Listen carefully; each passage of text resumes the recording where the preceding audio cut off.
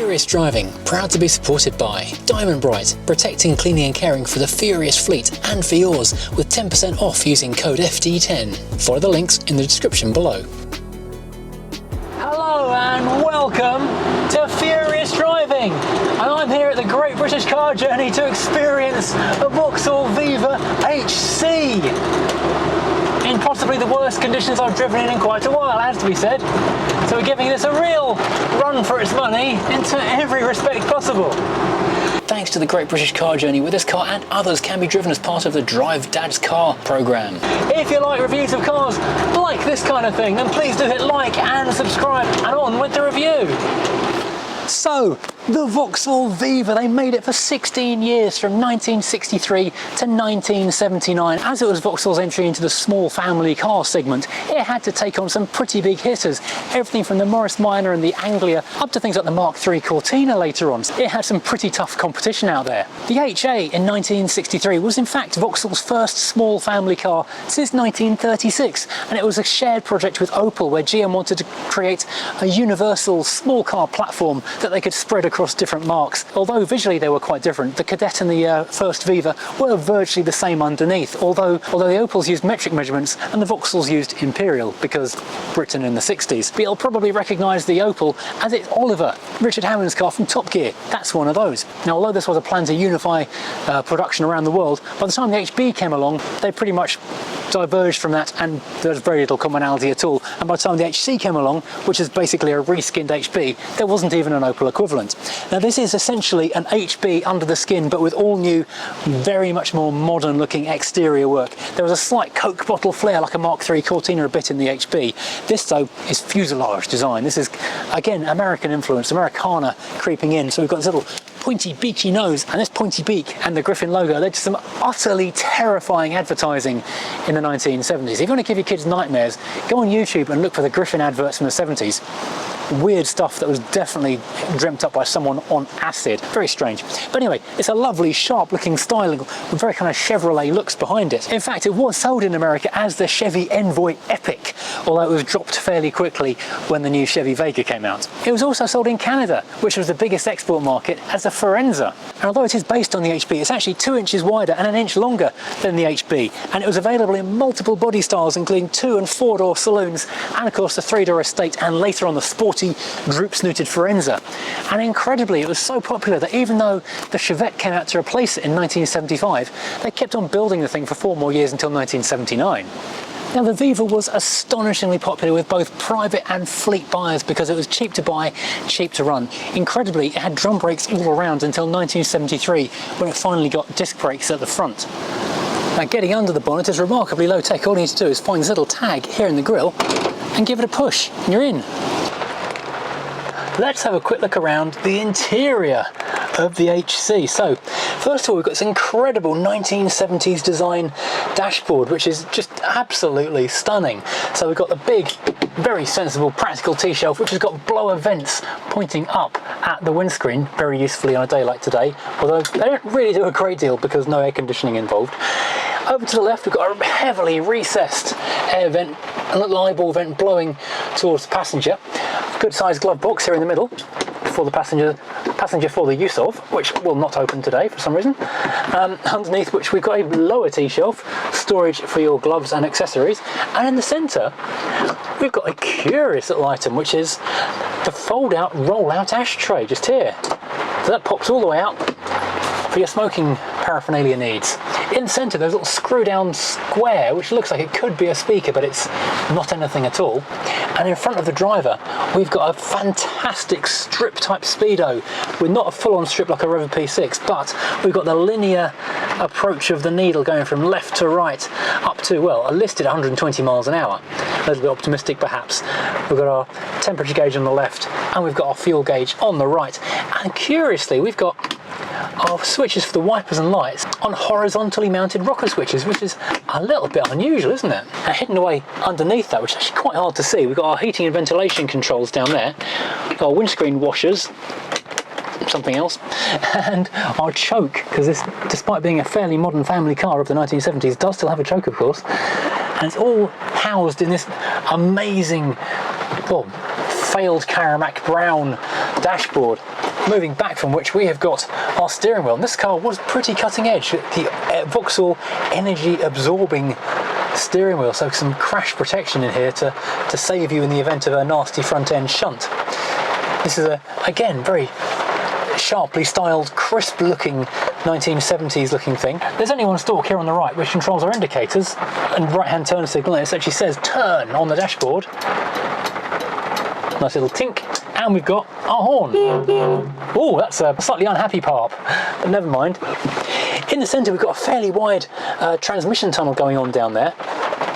A little stubby gear shift and a big handbrake. None of this is enclosed in any way because early 1970s you just didn't do that kind of thing. And over to the left and the right we've got fairly interestingly plain door cards, although they have made a feature of the plainness. So you've got the body colour for the top, but they've wound it down at a slant, like a 45-degree angle, in to meet the bottom of the dashboard, and a fairly plain but slightly detailed door card with a nice little minimalistic door handle, window winder, and a slight pull. And of course, the seats. This is only a 2-door version. There were obviously 4-door and estates, but we've got no headrests. We have got seat belts though, so we are fairly safety conscious. There's lovely biscuit beige vinyl, very wide, very flat. They were listed as bucket seats, but they're not terribly buckety. And behind us we have got the twin seat bench, which is actually a pretty decent headroom in there. Whoa, that fires up easy.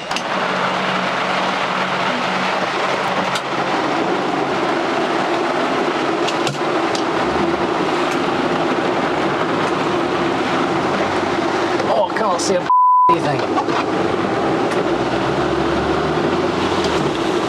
Now, driving impressions. Now, something that really strikes you about this car is how short thrown this little gear stick is. It's tiny little nubbin of a thing. So you can flick it through from gear to gear really easily. Now, I don't want to be testing any aquaplaning around here, so we're keeping the speed down a little bit. It's quite a long shuffle from left to right on these gearbox, these gear throws. So first to second is way to the left, and 3 and 4 are way over to the right. Steering is actually very light indeed, considering not got power steering. It does feel like you're scrubbing a little bit. These didn't have a great name for handling. We're not really going quickly enough to figure that out today, but there is a certain amount of tyre scrub going around these tight corners. Now, there's nothing behind us, so let's give it an emergency stop. Stops quite well.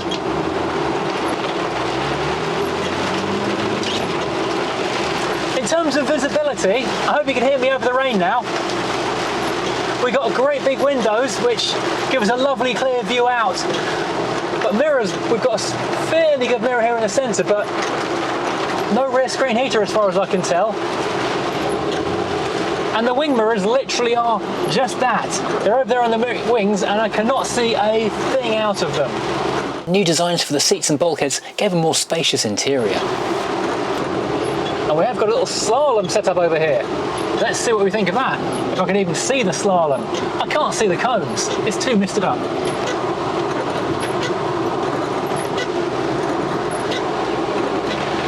Now today we are experiencing what is a very authentic 1970s driving experience, because I've got the blowers on full and the wipers on full with the little switches here on the dashboard, which is quite an unusual placement. And I can see almost nothing. It does not get more authentic than this. In 1973 there were a slew of changes and upgrades. 2-speed wipers, which would have been really handy today, reclining seats, dual circuit brakes and underseal were added, and Vauxhall had a terrible reputation for us prior to this. And the trim levels were redefined too. The top spec model became known as Magnum and the Droop Snoop Forenza arrived.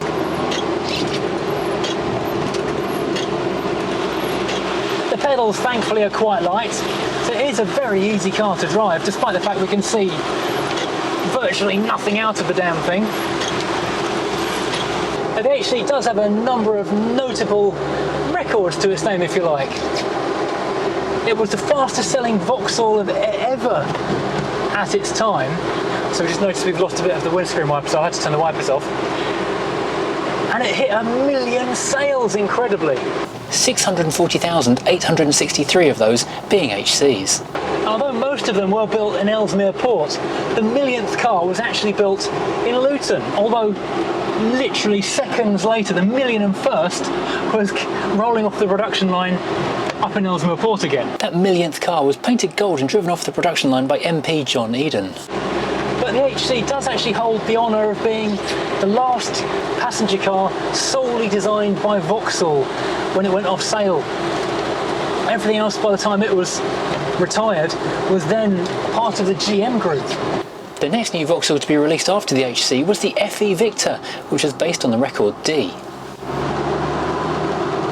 All Vivas came with a 4-cylinder petrol engine initially carried over from the HB series, because mechanically they were virtually identical to that. The base entry car started with a 90 horsepower overhead valve 1159cc, and this was enlarged to 1256cc in late 1971. There were also a pair of slant 4 overhead cam engines offered in 1.8 and 2 litre flavours as well. These were updated in early 1972 from 1.6 to 1.8, that's a 1759cc, and the 2 litre twin cam range topper went up from 1975cc to 2279. The 2.3 also got a 7-dial dash instead of the stripped speedo. Most came with a 4-speed manual, but the overhead camshaft engines could be spec'd with a GM 3-speed auto in SL trim. Well, I hope you've enjoyed this ride out in this amazing HC Viva. It's a cool looking car, isn't it? It's real 1970s chic at its absolute finest. If you have, please, as always, hit like and subscribe. And if you want to see this car in person, in the metal, then head over here to the Great British Car Journey near Derby and see it for yourself. Now, as always, I'll see you again next time driving something completely different.